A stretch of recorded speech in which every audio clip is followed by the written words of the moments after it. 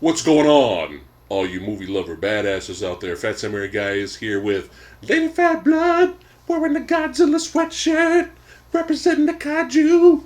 Even though this is not a kaiju video, but we don't give a shit. Doesn't matter. Who cares? I don't care. We love Zilla. So good. Welcome back to part 2 of our quarantine extravaganza. That's right. And we are back watching more movies and talking about more movies. I am recovering from a 2.5-day migraine. Thank you very much. It's fun. And yet we are still here watching both good and bad movies. Yes. Did the headache, was that caused by Paul Whatshit Anderson's The Three Musketeers? Oh no. Did that kick it off? I won't let that fool beat me. So we got 3 movies to talk about with you guys today. And first up is my pick. You have not seen this. My pick, I've seen this movie only once, and I remember it fondly. A lot of people give Mr.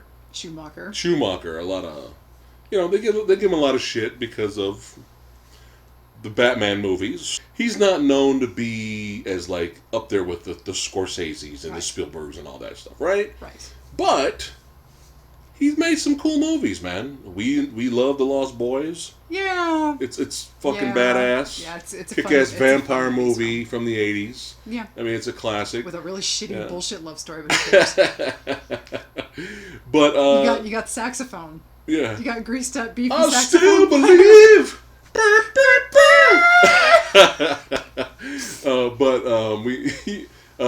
He gets a lot of flack, but we did enjoy some of his films, and you have not seen this. Correct. You didn't even know he did this movie, and this is the film Falling Down, and I've only seen it once, and I remember liking it, and many years later, it was one of those that was on the list. Eventually, I was going to buy it. Bought the Digibook Blu-ray, and I was like, hey, perfect segue into showing you the film because I enjoyed it, and it would have been, it's cool for me to revisit it as well. Yeah. See some of the flaws and whatnot, but yeah, I still enjoyed it. So, did you like the movie? I did, but I was very worried. Okay. When we first started watching it. My first thoughts were going in was like, oh my god, this movie would never be made today. No. And I can't, I'm not going to go into why. You literally would have to sit down and just watch the movie for yourself. I don't want to get into too much of it because, first of all, we're not here for political talk. No. And that this movie, you can make a case for certain people gravitating towards this film. And we're not going to get into that. But the way this movie was first framed, I was like, oh my god, are we supposed to be rooting for the Michael Douglas character? Because you're failing. This movie was totally like, no, I don't like this guy. This guy is awful. He's terrible. But this movie was kind of dancing back and forth over this line of, this guy is awful. He says these terrible things repeatedly, but at the same time, he's also going head to head with these equally awful caricatures of terrible people. Right. And I found that interesting that they made that choice, but then we end up getting introduced to this character played by the always reliable Robert Duvall, which is always great to see him because he's just like this classic old school crafty veteran actor. He's great in everything. Yeah. And once he came in and I realized that he was the actual kind of protagonist, if you will, because it's hard to call him the protagonist because Michael Douglas is the focus, but Michael Douglas is not the protagonist of this movie, though some people would argue that, oh, yes, he is, but from my perspective, Anyway, once he was introduced and I kind of realized, wait a minute, okay, this is more like, he's the guy that you could more relate to if you're not morally reprehensible. And Michael Douglas's character is more like this character of, the whole point of Michael Douglas's character is he's this guy who snapped. And he's just trying to go home. But there's more to it. Yeah, there's more to There is more to it because he's not a great guy. No. And what I found really interesting was that he had this Which you find out later in the film. He has this ex-wife and this daughter. And yeah, he's trying to get home to his daughter, but his ex-wife is terrified of him. Yeah. And they had this whole subplot of she's got this restraining order against him, and the cops come to the house, but the cops are like looking at her like she's full of shit, and they don't believe her that it's this serious. And give us a call once you're harmed. Yeah, essentially. I was like, what? There were a couple of moments where I'm like, dude, these cops are assholes, and it was a very interesting dynamic. But I did. There were a couple amusing points here and there where Michael Douglas is kind of making these social commentaries, like in the restaurant. Yeah, we'll see. On his trip to get home, you definitely have these moments where you're like, oh man, there's something seriously wrong with the Michael Douglas character, who's credited as defense in the credits. Yeah. But you can tell something's off, something's not right. But the movie kind of, in a way, takes kind of a dark comedy approach with a few situations, especially like when he runs into he goes through the hood basically, and you have these two, gang members like, hey, give us your briefcase, man. If you want to come through here, you got to pay the toll, man. You got to pay the toll. He grabs a baseball bat. Michael Douglas' character beats the shit out of him, and then they're running away, and he's running after them. Hey, you forgot your briefcase! It's like moments like that kind of made me laugh. And you can definitely find like dark comedy entertainment, even though Michael Douglas' character is not great. He's kind of an asshole. Yeah. But you kind of root for him a little bit in certain situations because, like you said, he is running into these either equally crazy or horrible people. Right. And it's nice seeing somebody, even though even though he went too far with a few scenes. Mm-hmm. It's still nice to see him, beat the shit out of some people that obviously deserve it. Yeah. And hopefully this. And you kind of like him a little bit just for that. Yeah, and I think what really saved the film, and this is probably going to be a spoiler. I think what really saved the movie's been out forever. What really saved the movie for me was at the very end, Robert Duvall's character. Who's on his last day of retirement? Of course he is. Yeah. There's the standoff on the pier. Michael Douglas has basically tracked down the wife and the daughter, who's like, the wife is... The daughter's clueless. She's too young to understand what's going on. She still loves her daddy. She's still like... Yeah. She doesn't know anything. She does not understand what's going on. And the wife has fled with the daughter onto this pier because it's like a public place, and she thinks maybe I'll be safe there. Right. Which, of course, she's not, because the ex is a psycho with a briefcase full of guns with all this, Doesn't he have a rocket launcher? There's like a really hilarious scene with a rocket launcher at one point. Yeah. But anyway... He's messing with the construction people that are blocking the road. Right. The road needs to be fixed, but it doesn't. Right. And so... But yeah, another funny part. But. So they're it's the standoff on the pier. Yeah. And there's this scene where Robert Duvall is basically trying to save the wife and the daughter, and he gets Michael Douglas separated from the wife and the daughter. And it's the standoff, and he's basically really good acting in this movie. Trying to good stuff. He doesn't want to kill Michael Douglas. No.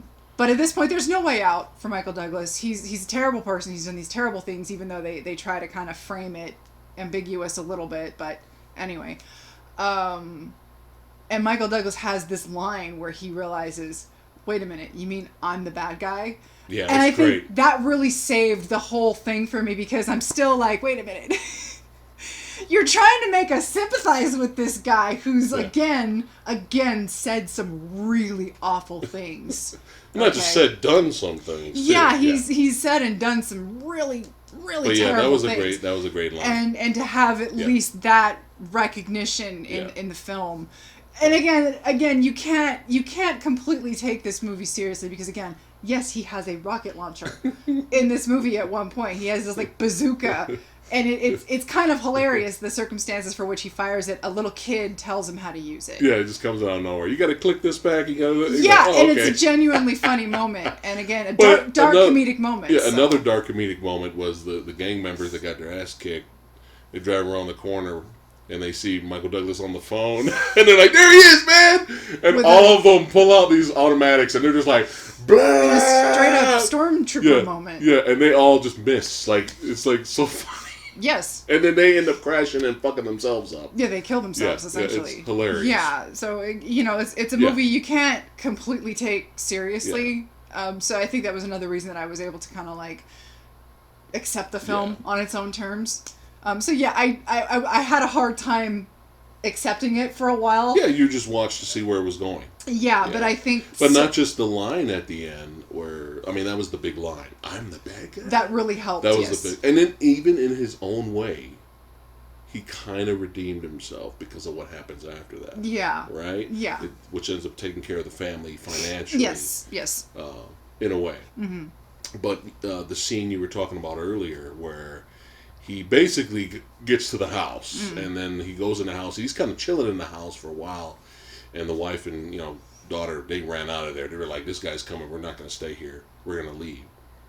And he decides to sit down with the dog and just chill and watch old tapes, old family tapes, and the tapes that he was watching, old birthdays and baby birthdays and stuff like that, and it's all nice and family heartwarming moments. And keep in mind, he's completely clueless at this point why his marriage has fallen apart. Right. And he seems to be clueless why his wife is acting the way he's acting, trying to keep him separated from his daughter. So him watching these videos, he just seems so serene and happy. And then when he has this moment, it's almost like this, oh, is that how this really was? Yeah. Because some parts of the tapes... Things kind of go a little dark. Right. And there's a little bit of argument back and forth. And then he's watching himself. He's kind of realizing a little bit, like... You can see the disappointment in his face. And a little bit of anger and resentment. And he's seeing himself act this way. Right. In the videos. Which is a pretty good scene. Right. But Duvall, man. Yes. The always reliable. Yes. Robert Duvall. Yes, definitely. Could have easily taken the easy way out. And just went home early to his wife. But the great scene with him finally the captain was an asshole. Oh, I know, right? His wife was awful. Yeah, his wife's kind of bonkers. Yeah. Yeah, but there was a great scene with him putting her in her place, which was kind of funny. Yeah. But the captain was pretty much an asshole, just a dick, like really, really kind of cruel to Duvall, and he's like, you're just a coward. This is your last day, so I can basically say whatever the fuck I want to you. You're just a coward. You just sat behind your desk all these years. You weren't out on the street, And there was a reason why he was behind the desk, was because for his wife. You know what I mean? So, because she has some issues. Yeah. And so he could have, taken the easy route and went home, but he started noticing things, a pattern, a trace that Michael Douglas's character was leaving during his journey to get home, and then he just started investigating him and his old partner, and ended up showing up at the end and kind of not redeeming, but basically kind of sticking it to the captain at the end, which is great. Yeah. They're all the captain's like trying to take credit. Yeah, one of our veterans, solved the case and all of that in front of the cameras and the mics and all that. And then he's like, "Here he is. Come on up. What do you have to say?" And he comes up and he says something like, "You can go fuck yourself," or something like that. And he keeps walking. Right. I was like, "Yes." Yeah. But at the end of the day, it was a very well-made, well-acted, well-paced thriller that we highly recommend you guys check out. Falling Down. Unfortunately, I think Schumacher did A Time to Kill too, which was a very well done drama too. So. He's got a few winners. Yeah. And then, I don't know what he's been doing. Did he do Phantom of the Opera with Gerard Butler? Yes, sir. Oh, no. Oh, well. You win some and you lose some. And you lose the rest. All right. Next, we have... This was your kind pick, of accidental, that it happens to kind of share a similar title. Uh-huh. This was something that you bought for me a while back, maybe some point last year. I don't remember when you bought it for me, but as is tradition, we buy movies and we just kind of sit on them for a while. And one day I came home from work and I was like, you know what? I feel like watching something I haven't seen before. And I popped in The Fall. Yeah. 2006. It was a blind buy for me. I heard good things, but I haven't seen anything on it. Yeah. And I just got it for you because you like the actor from... well, the first thing I ever saw him in was, it was a show that was canceled called Pushing Daisies. Yeah. His name was Lee Pace. Right. Which is a really good show. Yeah, it was a really cute show. I enjoyed the hell out of it. You might know him as Ronan, Accuser from Marvel's Guardians of the Galaxy, but, whatever. It didn't really... And he was in The Hobbit, but who cares? Yeah. Whatever. Mm-hmm. Anyway, what you might know is that he's actually a really good actor. Yeah. You wouldn't really, I mean, he was when fine when in those, but yeah. they're not really a good showcase for what he can actually do. I don't even remember Ronan, the accuser, having a lot of dialogue. I mean, he didn't really. I mean, it was just, anyway. Anyway. So this movie, I had no idea what it was about. Mm-hmm. I had never heard about it, really. I had never seen anything on it. I had no idea who Tarsum, who I guess his full name is Tarsum Singh, is. He's an Indian director. I knew absolutely zero. And I popped it in, and by the time it was done, I'm not saying that I got a little teary-eyed. I think I was maybe chopping onions at the time. I might have been cooking, and the onions might have gotten into my eyes. But you took my line. I'm just saying. You took my line. I was going to use that for me. I'm just saying. No, I can't now. I'm just saying. I fell in love with the movie. I'm just saying. I instantly, by the time the movie was over, I was like, wow. I was just so in love with the film, and I was like, I really want to show this to you one day. Yeah. And it just so fortuitously happened that it's like, hey, we got nothing better to do right now. It's like, we like watching movies that we haven't seen before, and we have plenty of them, but this is really fun because I wanted to show you this movie. And so we just watched it last night. The Fall. After watching a piece of shit movie, because we had to palate cleanse after the film that we're going to talk about coming right up. We'll leave Stay tuned, folks. Piece of shit movie at the end. Because that's what we do. It just so happened that the movie we watch things that we watch. This is one of the things we actually did this out of order. Usually it's you show me, I show you, and then we watch something that we hadn't watched. But this was out of order. Didn't mean to do it. So we're talking about this a little bit out of order. But we're saving the worst best for last in this case. But yeah, I adored this. I was very glad that we got to watch it last night because, again, palate cleanse. Yeah. So you want to explain a little bit about the film? Well, so it all takes place, basically, the basic of it is it takes place in this hospital. There's this little girl who meets this man who's been paralyzed in a stunt mishap. And I want to say the time frame is the silent era of motion pictures, so it takes place around in the we call them flickers in the 20s. I want to say. Yeah. And he at first is very innocent, and you think, oh, he's just telling her stories because she's this really sweet, innocent little girl. She's got this little cast, and she can't move her left arm, but she carries around this box of keepsakes with her. And he's telling her these little stories, and in her head, she's picturing all these characters running around and going on these adventures that he's telling her these stories of. Very Princess Bride, similar type, mixed a little bit. Mixed with a dash of The Wizard of Oz, because the characters that she pictures in her head are characters that are around in her world. Yeah, right. So, she'll see a character in real life, and she'll incorporate that into her story that he's telling her.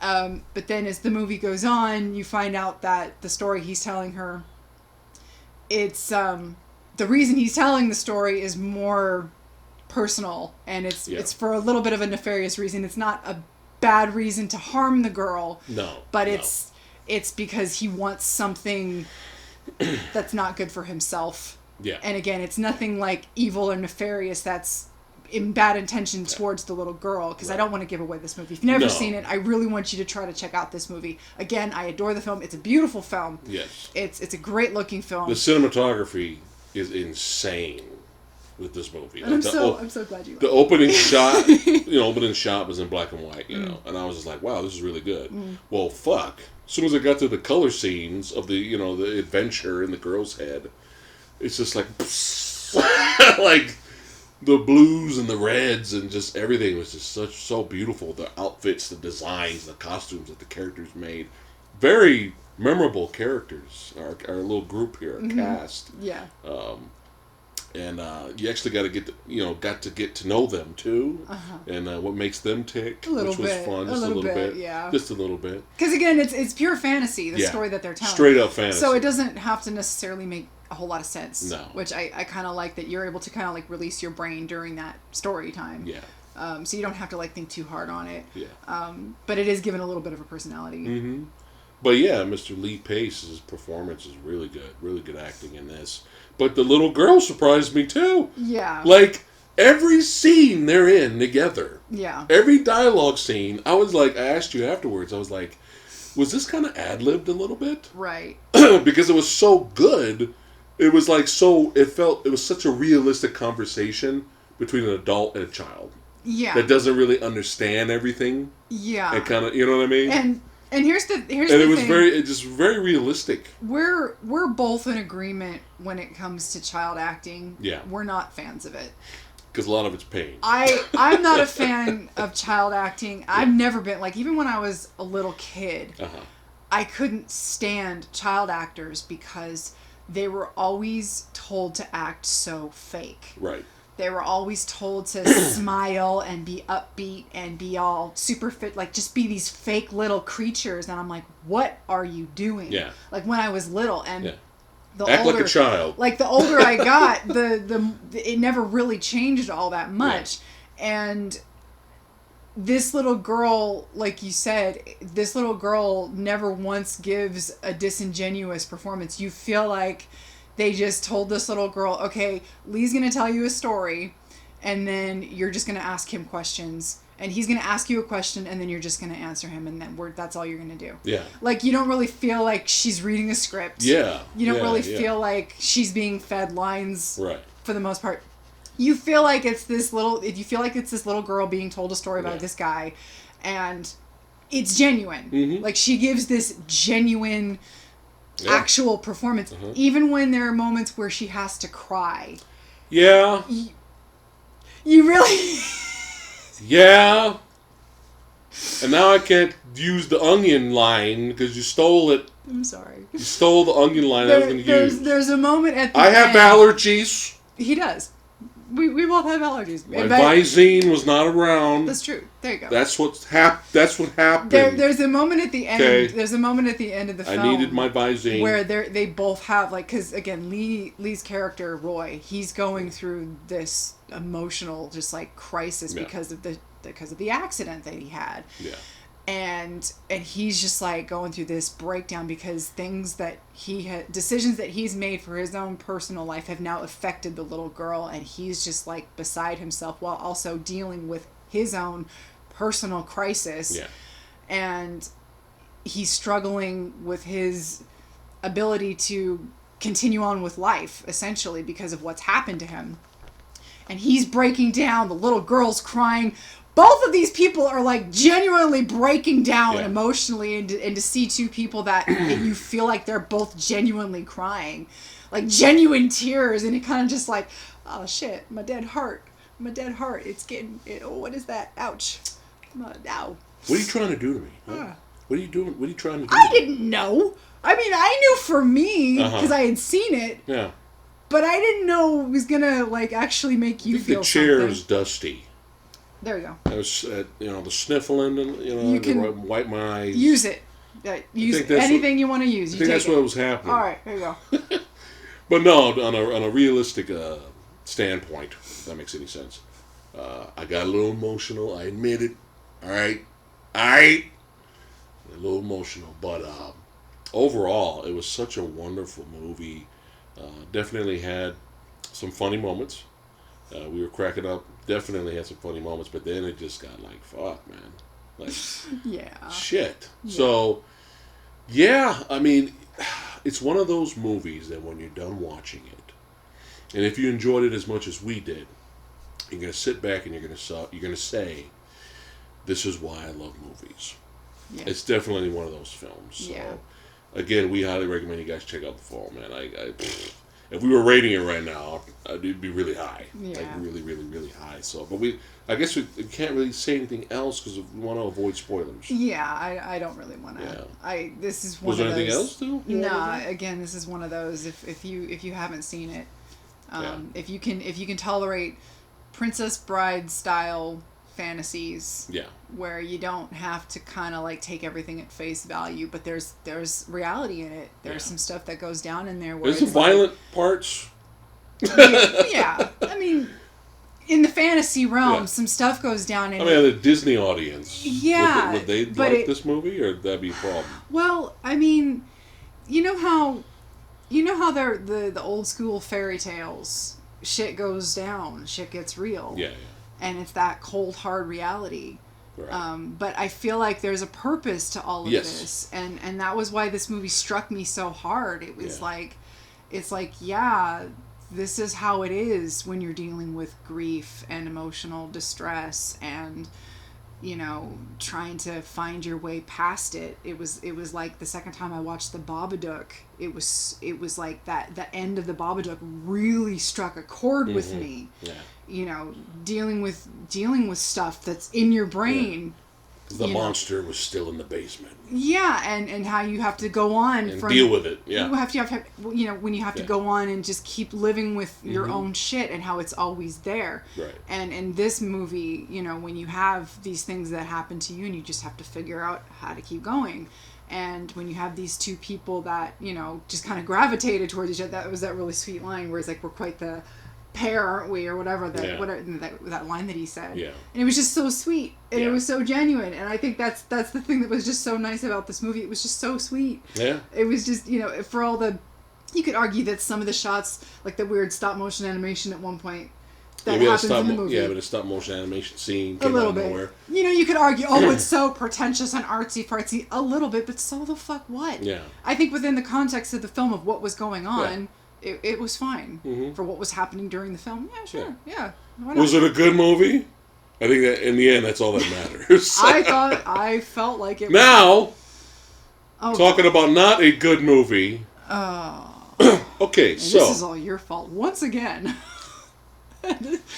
One of these days, this is going to backfire because I'm going to pick one and it's going to be shit and it'll be all my fault. But this time, this was all you, man. So, I was checking out Blu-ray.com. We are not sponsored, but I was checking out the site because I go there a lot to see what's coming out, new releases and whatnot. And I saw, because we love the company of Arrow. They do very good. They're very high quality when they're Blu-ray releases, right? So they had this new release coming out, and it's very fancy for a movie I've never heard of. And I looked at it, and I was like, wow, big box, and a poster, and all this cool shit, all in this, like, this collector's edition for this film I never heard of. And then I read the plot, like a little brief, quick plot synopsis. And it's about a man that his girlfriend goes missing. She leaves, basically. She leaves. She doesn't go missing, but she leaves. But she's gone for a really long time. And so while he's in the house waiting for her to return, something outside is trying to get in. No. Right? And I was just like, something's outside trying to get in. Maybe it's a creature, a beast, a monster, we don't know. And so he's defending himself every night after midnight when this happens. And I'm like, all right, I'm in. This is my kind of movie. I like this kind of stuff. I like it. Man versus Beast. Okay? I like it. Dog Soldiers.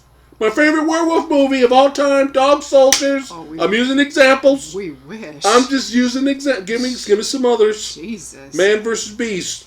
Predator. Right? One of my favorite movies of all time. Okay? So, I'm thinking. Abominable. Better. Low budget B movie. That movie. But it was still a man was by himself inside a single location. Abominable probably cost dealing with a creature. $50,000 to make over a course of a weekend. Yes. And that was better than this. Yes. So it just sounded like my kind of movie. So I purchased, not bought like the Three Musketeers bullshit. I rented. Still paid for it. I know, but I was just like, hey, money was given. We're up late. This sounds like a late nighter, all right? And Arrow has take my money. Arrow. Oh, there it goes. Is known to release all kinds of films, special editions or whatnot, but big budget cult films, all kinds from different genres, and sometimes small, lower budgeted indie films as well, right? So I kind of was expecting that with this. Mm-hmm. Small, low-budget indie film, which it kind of was. Which is no cardinal sin. No, there's nothing wrong with that. No, abominable. Again, $50,000 tops. Dog Soldiers wasn't a big-budget film. No. So, and, the movie starts, we get introduced with our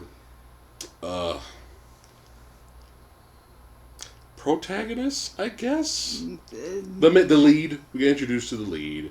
And him and his girlfriend, they own a bar. And basically, he comes home one day and there's a note.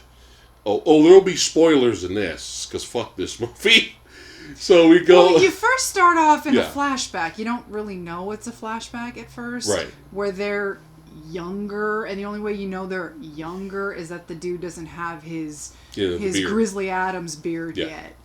Because she doesn't look any different between the flashback. There's no differentiating for different her. Hair? Dude? Maybe when she's older she wears her hair up. Yeah. But aside from that, she looks exactly the same. But he just grows his beard out for the present day scenes. Mm-hmm. So he shaves for the flashbacks, whatever. Right. And they're in the house. It's her birthday. And she finds this mixtape. He eats her out. Charming. It's really charming. I even forgot that happened in the movie. It's really charming. It's a great way to start your movie. Right. Anyway, and that's supposed to endear us to these people. And I was still on board at that point. And then we flash to the present where he's by himself. He's looking disheveled. Yeah. And then we find out that he's got a shotgun. There's like this hole in the door, and he's got the couch up against the door. Right. And then you see him walk into the kitchen, and there's like this mail piled up, and you see the note. He makes this phone call, and he gets to her voicemail, and he leaves this message. Hey, the mail's piling up. There's all these birthday cards for you. The bills are piling up. I think the cat's dead. Yeah, you pay the bills, so I need to know what's being paid. But before all that, something does come up to the door, hits the door, and he gets up immediately with a shotgun, looks scared out of his mind, shoots at the door, and whatever's there runs away. And I'm like, all right, here we go. We go. Now I'm not expecting an action thrill ride. Yeah. I'm expecting a really cool man versus beast type of movie. Maybe, obviously, because of the lower budget, it's possible we might have a slow burn type film. Which this kind of was a slow burn. Yeah. But unfortunately, we say slow burn when usually there's a payoff, right? Yeah. This was a slow burn with no payoff, so we could just subtract that and say boring. Or the slow burn also goes along with, again, like a slow burn would go towards movies like the Zoller films, where all of Zoller movies have had slow burn and payoff. His 3 movies so far have been Bone Tomahawk, Brawl in Cell Block 99, and Dragged Across Concrete. Right. All of them slow burn, heavy dialogue, heavy character development with crazy fucking endings. Yeah, payoff. Yeah. So that's what we mean by slow burn. Or you can have a slow burn like Unforgiven. Right. Okay. Where it's all really just about the dialogue and the characters, and where it's just like, ooh, this is just, just all this intensity and all this crazy, not crazy, but just like intense stuff, just intensity. Suspense building as well. Yeah. So, but what first had me worried was these 2 characters, they just show up, and first off, okay, yeah, I had a migraine. Yeah. I'm willing to admit that me having a migraine is never a good combination for me to watch a film and have patience with it, right? Did that kind of affect your patience? If the movie is good. Right. Like if you showed me Bone Tomahawk and I had a migraine, yeah, I would still love Bone Tomahawk. Right. But a movie like this where the characters already are kind of like, I don't give a shit. Right. And then you keep flashing back. They did a lot of flashbacks right off the bat. Right. We kept going back and forth to this. Oh, it was just so serene back then, and oh, they were just so happy back then. To present day Grizzly Adams looking miserable motherfucker shooting at the door. Oh, look at us taking pictures of we're on our hammock and taking pictures of each other with our feet and our faces and shit. Oh, well, now we're back to present day, and then shooting we get to the bar. Right. And we're introduced to this character that I can only assume was a friend of the director who thought he was fucking hilarious. Yeah. And it was one of those characters where he had way too much screen time, way too much dialogue, not once, but at least twice. Yeah. Where he was saying all these things that somebody thought he was hilarious. And he was talking way too long. Right. Wasting our time. Mm-hmm. Now, this movie, I don't even think made the 1.5 hour mark. I want to say it was like maybe 87 minutes. Yeah. So clearly we were trying to pad out the film. And so Right. what do? You put your hilarious friend in the film. Hilarious. But that's the problem, Right. is that if we don't know this guy, he's not funny to us. And he was not funny. Now, if I don't find him funny, right. you could chalk it up to my migraine. Right. But if you don't find him funny, if you're not finding him engaging, then it's not just me being a bitch. Okay? So we had this guy hijack the film for a good maybe combined total of 6 minutes, 7 minutes total. He had some long scenes. He did. Yeah. Like I said, not once, but at least twice. So we had him. I was being patient. You were way more patient than I would. I concede that. He was way more patient than I was. I was being patient because I'm like, okay, the longer the funny friend is around, we have a good chance of he will die. One would think. So, let's just go ahead and get to the part of the movie. You're already frustrated, it sounds like. I wasn't frustrated until this scene. So, we still go back and forth, flashbacks of them being young, having fun, even though we're really not getting to know them as characters. Yeah. We're just seeing them frolic and every flashback scene was nearly identical in tone. Right. We didn't learn anything more about them other than, we were so happy 10 years ago. We didn't even know how long ago the flashback time jumps were. Right. You know, gathering what we know now from that exposition dump that we had towards the end of the film, you could gather that they were at different points in time. Well, she did mention how many years they were in that house. But what I'm saying is that you could assume that each time jump represented, or each flashback represented a jump in time. Right. We don't know. So what I thought the movie was going to do was, with each one of these flashbacks, I thought we were going to, we're going to slowly see the decline of the relationship, right? Leading up to where we are now. But we didn't get that. So a lot of the flashbacks really felt as, what do you call it? Oh, what we didn't... Like, only love pads the film. What we didn't set up properly in this was that the note said, I have to go away for a while. Yeah. Blah, blah, my name, whatever. Who the fuck cares what her goddamn name is? Right. And something he established in the telephone call to her voicemail was that this thing keeps showing up, and it's only shown up ever since you left. Right. Which plants the seed in your head of either A, she's a shapeshifter, and she's actually attacking because of whatever reason you want to fill in the blank. Right. I thought about that. Or this is all in his head, and he's dealing with this psychological thing that is manifested Babadook style. Right. And it's but not attacking. as interesting. Yeah. You know what I'm saying? Yeah. It's planting these seeds of, you have three possibles. Either A, it's her, B, it's its head, or there's actually a monster running around. Right. Right. Could this movie have handled any of them interestingly? Who knows? I don't know. Did it handle any of them I interestingly? think it had potential. It had potential. Like, every time it was just him dealing with shit and him dealing with the monster shenanigans by the door, I was like, okay, it's getting a little tense. I want to see where this goes. Let's see where this goes. And this is where the movie started to lose me, and I started getting frustrated. So the fucking ex-girlfriend just shows up. Well, you do have one scene. Okay. You have one scene where he goes outside, and that's right before she comes I back. like that scene. That was one of the scenes I meant by, there was a few tense moments. Right. So it somehow got in the house. Right. And he's like, oh shit, right? So he grabs a shotgun, he's looking around, it runs down the steps. You still don't see what it looks like yet, right? It runs down the steps and goes outside. So he chases after it because he's known to be a hunter, right? So he chases after it, and I'm trying to remember why it got dark, and then it got... when he shot the shotgun. He was outside. So he's walking in the... pitch black, no lights, because he's out in the woods. The woods is behind the house. Right. So he's, walking out there, and he's just randomly shooting, and every time he would shoot, it would light up the area, and then it would go back to dark again. And then he kind of hears the house cat that he's been looking for a long time, and then he shoots again. And the light goes, shines out, and you see for maybe 3 seconds, the creature. You see the creature.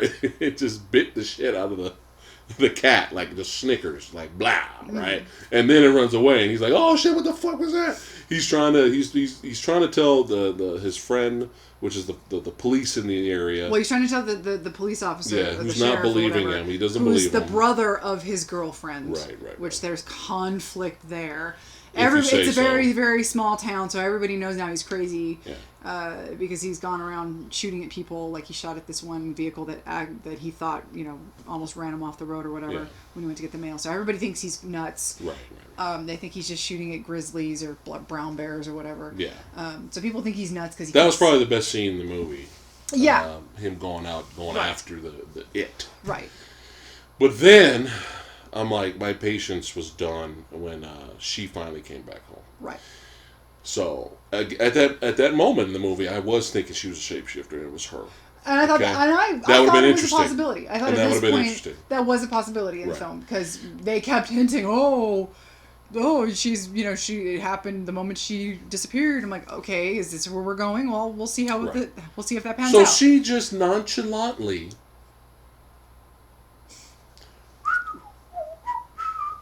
Gonna walk in the house, put my purse down, gonna go over and clean the dishes. Put on a record. Gonna put on a record and start doing the dishes. And doing the dishes I haven't been gone for 4 fucking months without calling. 4 weeks. Okay, without calling anybody. Without calling. It's like, okay. So I'm like, all right, let's see where this is going. They finally meet up, they sit down, and we have this really long...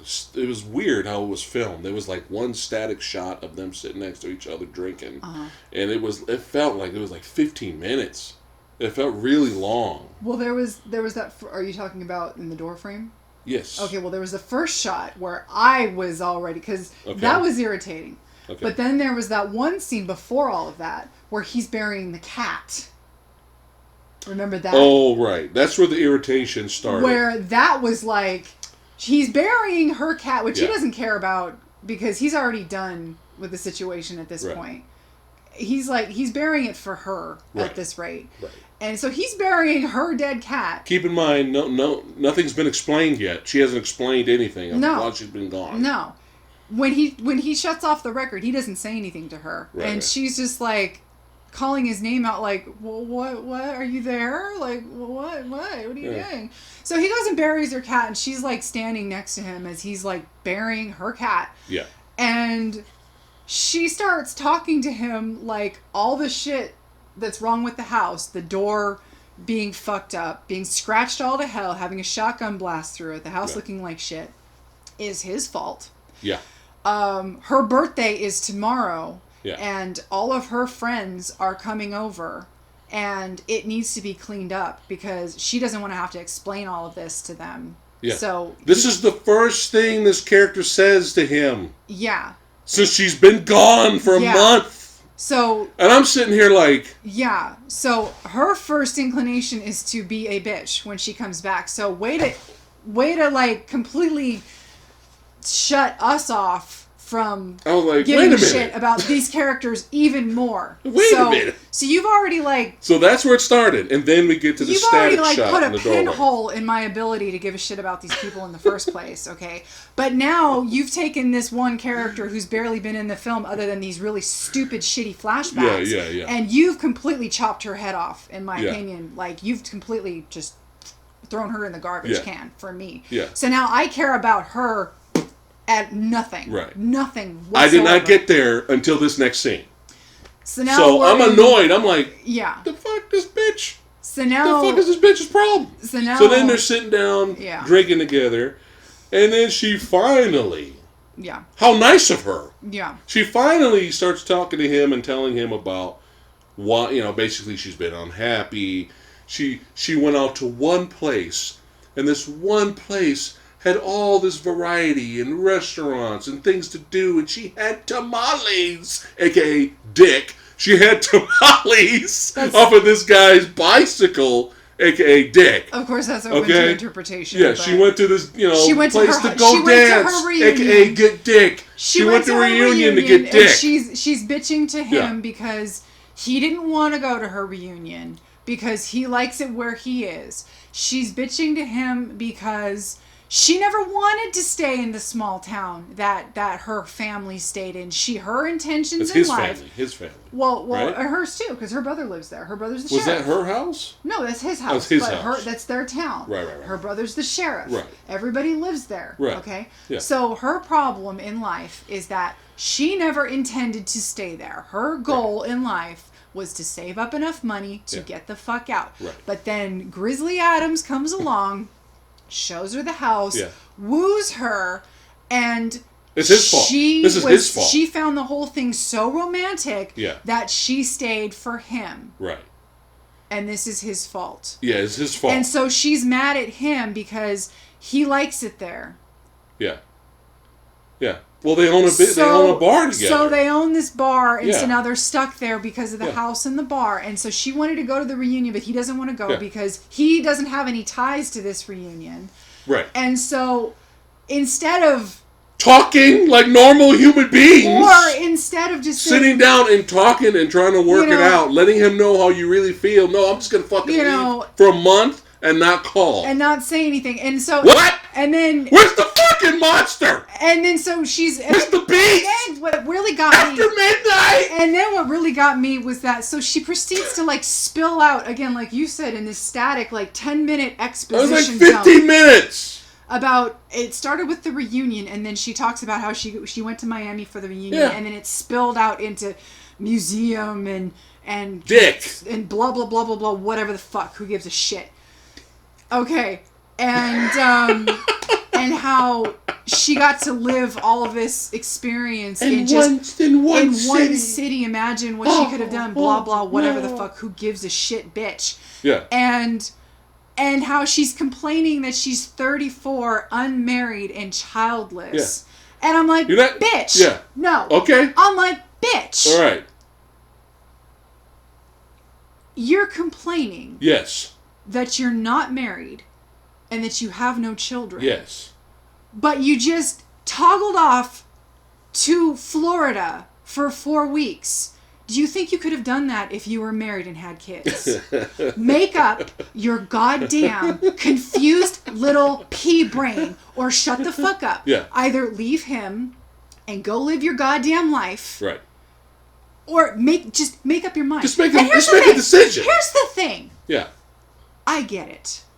Humans have these complicated little brains, and sometimes you know what you want in life, and sometimes you don't know what you want in life. In this particular movie's instance, that started off as a potential supernatural horror film. Yes. That quickly de-evolved into a domestic spat of these two people, one of which is very confused as to what she wants in life. Yeah. Okay, fine, this happens in life. Yeah. Okay. I admit that. All right. That's not what I want to see in a fucking horror movie! I don't care if this is based on something that you actually lived through. Yeah. It's not what I want to see in a horror movie. So if this was something you wanted, if this was a story you wanted to tell. Yeah. Okay. See, tell me if I'm wrong. No, go ahead. If this is a story that you wanted to tell, like what was that movie with Scarlett Johansson and Kylo Ren that they just made? It was on Netflix. That was really popular. Marriage Story. Okay. I think. Then go make that. Right. Go make that. Right. Tell this exact same story. Right. Go make that. Right. But take your fucking monster out of it. And get the fuck out of here with your after midnight monster bullshit. So that I don't have to fucking watch it because you irritated me. So anyway, really annoyed and pissed off with this character. So I'm at this point, I'm like, okay, movie, you just took a turn for the worse. Now I'm bored, irritated. Then, wait a minute. And I'm tired of people asking me, when are you going to get married? And when are you going to have kids, bitch? How about you not give a shit about what people are asking you what you're doing with your life? How about you shut the fuck up and stop listening to them? How about you tell them to mind their own goddamn business? How about that? Oh, I'm sorry. Did that not occur to you? Anyway, back to the movie. So this is the at movie. this point, I'm bored now. I'm irritated now. My patience meter has pretty much kind of run its course. So, what am I thinking about right now? Take a guess. I'm at this point in the movie. What's left to salvage? You're hoping for the body count to start. Right. So I'm like, okay. Maybe this was supposed to be done on purpose because when she fucking dies, we can cheer and be happy. I don't know. Yeah. Right? But let's just see where this goes, even though I'm kind of really frustrated with the film. Yeah. So then we have the birthday party. The friends come over. So we have two couples show up. We have the brother and his girl. If they're together. We have four people show up. Yeah. 4 people. Okay? With the 2 people that are not our protagonists. Right. Because fuck them. So, in a way, a total of 6 people. Yeah. Pretty good little body count we got going here for if our you play finale. the cards right? Right? And the budget's there, yeah. Right? One would think. Okay. So I'm thinking, okay, let's see where this goes, right? Yeah.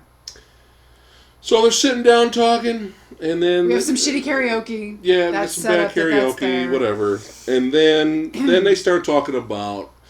kind of teasing in a way our main lead about him seeing the monster. Well, the sheriff, who is the main bitch's brother, brings up that, hey, we're just not going to touch on the fact that you've been driving us crazy with your monster stories. Yeah. So he's basically like antagonizing the Grizzly Adams motherfucker about, oh, you've been making our lives miserable about this and that and this and that and blah blah blah. Yeah. And also chastising him for not marrying his sister yet, which is like, fuck you. Yeah. Fuck you. You know what? He seems more concerned about him joining the family than his fucking sister. Yeah, so it looks like there's gonna be like this big old fight that's gonna break out or whatever between those two. Yeah. And then... But no. This is what happens. So after all of that, all of that bullshit... Oh, and that whole fight, the whole conversation was contingent on waiting for the monster to come back because it's set up that the monster comes back every single night. Right. And when they're having that bullshit 15-minute conversation, that's true. It never shows up. It never showed up for some reason. And so everybody now thinks he's crazy. Right. Because nobody believes him, blah, blah, blah. So now we're back at the party. Right. So it looks like, we're going to get a little bit of argument or confrontation between Grizzly Adams and the brother. And... after all that she said to him, okay? Yeah. Which was really fucked up. All that insinuating. He even tried to, hug her or show some emotional support for her, and she just went like this. All that insinuating. I'm like, just fucking leave. All that insinuating. Just fucking leave. Stop torturing this guy. That him and his lifestyle was just not enough for her. You think there's going to be a confrontation. You think there's going to be an argument, right? But no. Just are you with us? I'm about to blow your mind right now. So you think that's going to happen, but no. He sits there, takes everything, all this verbal abuse like a bitch, okay, and basically looks over to his girl and says, "You know what? You were right this whole time. You were right for leaving and doing whatever you did because of the way you felt. I should have known you felt this way. So you know what? Let's go ahead. Let's go to that city, babe. Let's go to that city. Let's have a good time. Sell the bar. Let's sell the bar. Let's get rid of this Let's get rid of this house. Yeah. Let's go there." And she's sitting there on the other side of the table going, "Tee-hee. Tee-hee. Yeah, I was right. Yeah." So he's doing all of this. And then I'm just like, oh, okay, whatever. Just, okay, monster, whenever you're ready. Yeah. Whatever, fuck it. At that point, I was done. Yeah. I was done, right? Yeah. No, actually, I wasn't done until this happened.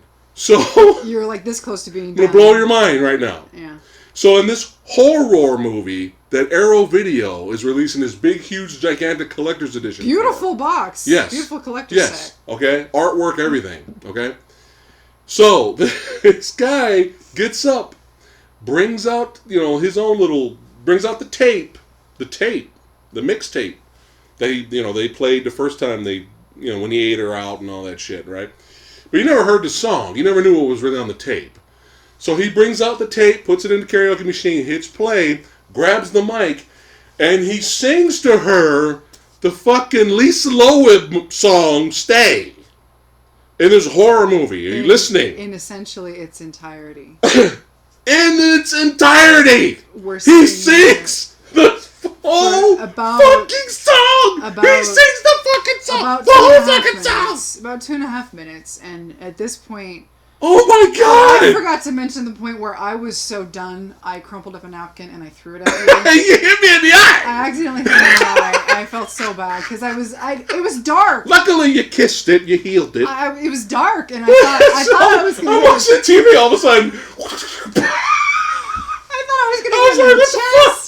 Or the stomach. Oh, fucking I never have aim like that, and in the fucking dark, I beam him in the fucking face right in the eye of all places. Anyway, you stay or say I won't do what I want. I'm never gentleman anyhow. And we have seen not hide or hair of the monster for like 25 minutes because we've had all this bullshit people bullshit. The whole fucking song. I'm sitting here, and they have this kind of semi mid to wide shot of the guy singing, and I'm thinking, please get speared by the monster, please get speared by the monster, please get speared by the monster.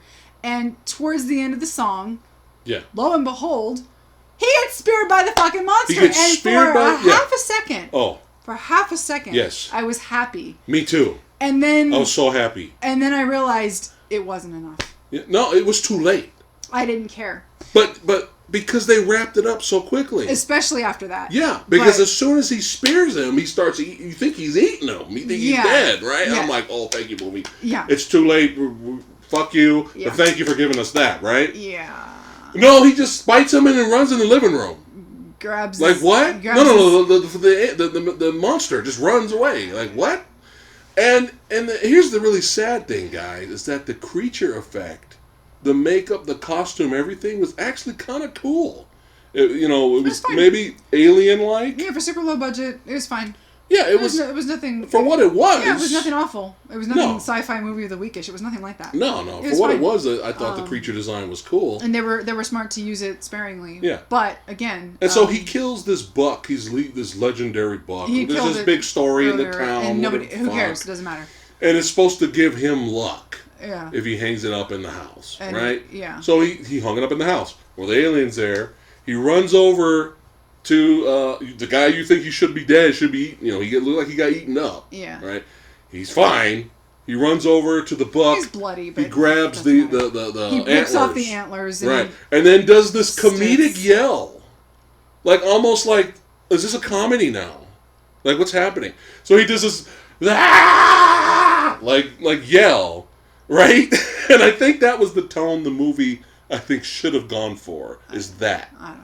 And so he runs over there. The other thing goes, "Mammy," and tries to give him a hug. He stabs the alien, and the alien just, and then it falls over, and then he repeatedly, finishes it up with some stabbing. And then the girl walks over there, and he looks up at the girl. He's all bloody, and then they make up, and everything's fucking fine. And all the 4 people that were in the fucking back didn't even die, weren't even injured. No. We had an opportunity for some decapitations, some jibs flying, limbs falling off. We had something. Give us a kick-ass finale. No. It ends with him giving her an engagement ring. No. An engagement ring. No. Oh, we get the fucking... They're so gonna make it. You say, stay, I want to be what I want, whatever the fuck. They're so the whole song was sung. They're gonna last forever, I tell you. And I give so many shits about those 2 characters. Fuck this movie. Seriously, man. Like, what the fuck? Like, we have seen, other films that were low budgeted that had a similar premise. And it I'm going to tell you right now. I'm going to say it again. I have no idea what they were thinking with this movie. I'm going to say... Hold on. Oh, okay, here we go. We just pulled this thing out. You say... No. I want to be what I want to. Don't want to go anywhere anyhow with you. I ain't even joking. I ain't even playing around. That's abominable. I ain't even joking. I recommend this. I'm not even playing around. Yes. It's the Abominable Snowman. It's low budget. Yeah. Low budget. B movie. But better. Yeah. More entertaining. You see the creature more. There's more suspense building. You're not going to get this domestic... No. I'm going to bitch about the decisions I made with my own goddamn life and blame my partner for it. Yeah. Fucking 15-minute bullshit scene. You're not going to get my best friend is hilarious. I'm going to put him in my fucking movie hijack moments. A likable protagonist, too. disguised This as a guy's horror great. movie. You're not going to get any of that. There's some actual gore. This movie knows what it is and it runs with it. Yeah. You're not. There's this some movie, suspense building. I can't imagine what this movie was trying to accomplish with this bullshit. Yeah. This movie was bullshit. I'm sorry. I applaud your effort in trying to make a movie. Yeah. I applaud anybody who puts pen to paper. Yes. Because this guy that directed it, he wrote it and produced it, I think. Yeah. It was 2 directors, I think. You made your movie. Congratulations, but I hated it. I'm sorry. Maybe it should have been a short. I don't know. But it's just no payoff. No reward. Reward for being annoyed. Let me put it this way. The monster had no business being in the movie that you made. Yeah. The real movie that you made was not a horror movie. Feast. The first one. Yeah. The real version, not the bullshit edited version. Yeah. Feast. Yeah. More entertaining than this movie. Yeah. No, just... But that was more straight up creature horror, nonstop action, basically. No. I don't know what they were trying to do. This was not supposed to be a horror film. Yeah. I don't give a shit. I do not give a shit what your intentions were. Yeah. This was bullshit. I'm tired. I'm exhausted now. I'm done. And on that sour, bitter note. So anything else? 2 recommendations and 1 stay the fuck away at all costs. Yeah. You know what? I'm actually happy I didn't buy it. Oh, I'd because you know how I am. With blind buy adventures, I got to the fall. Oh. I may have looked at that Arrow special edition and be like, "Oh man, this looks fucking cool." I was mad that you rented this movie. I know, but I could have bought it. And then you're stuck with it. Oh no, sir! You are stuck with it. Much like the 3 Musketeers, you are stuck with it. Anyway, you say. You better shut the fuck up now. All right, that's it for today's part 2 quarantine extravaganza. If you have seen any of these films, let us know in the comments below what you guys thought about these films. We want to hear you guys' take on it. We will have more parts, more movie discussion parts for you. We will be uploading those soon. So you guys, again, make sure you're washing your hands, staying safe, staying healthy, and taking care of yourselves. All right, you guys take care. Peace out.